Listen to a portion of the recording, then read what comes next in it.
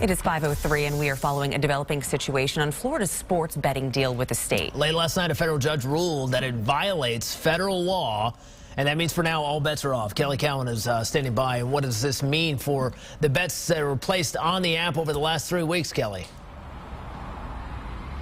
So that's a really interesting question, actually. So say you place a bet on something long term, like the Super Bowl, okay? So a game that hasn't been decided yet, well, you should be able to get your money back. But a legal expert that I talked to also said that any bets placed over the last 3 weeks, well, they're all illegal. They shouldn't have ever happened. So those that are losers in those bets could have an argument to get their money back on those. So essentially, you may have had some free gambling, some no-lose gambling going on one side. Now, this all has to shake out. And of course, this ruling came down in the middle of last night's Giants and Bucks game. So anyone gambling on that game on this sports app, well, they should not be able to collect. So those would be suspended. So a lot of interesting moving parts here on what exactly is going to happen. But what's also interesting in this ruling is that it didn't just rule against the mobile app. It ruled against the entire compact. And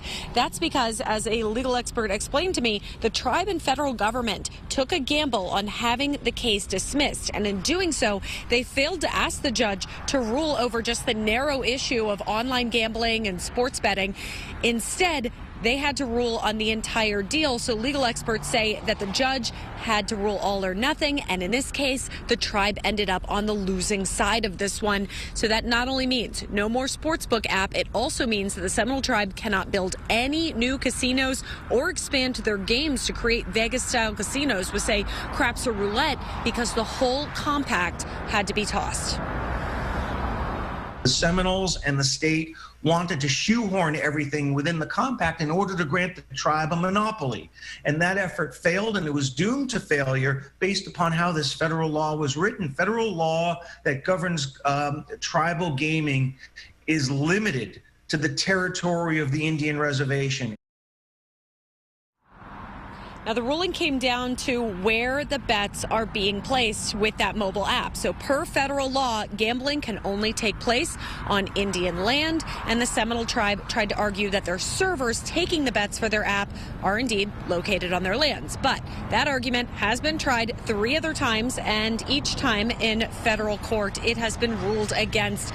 And the way the federal courts see it, the person placing the bet must physically do so on Indian land. Of course, that's not going on in this case. So the judge in this case called that argument, quote, legal fiction. Now, the Department of Interior, they are very likely to appeal this, but as Wallach explained to me, the attorney you just heard from, it is unlikely that they'll get their way in this one. All right. Kelly Cowan, live for us this morning. We'll talk to you later on. Thank you.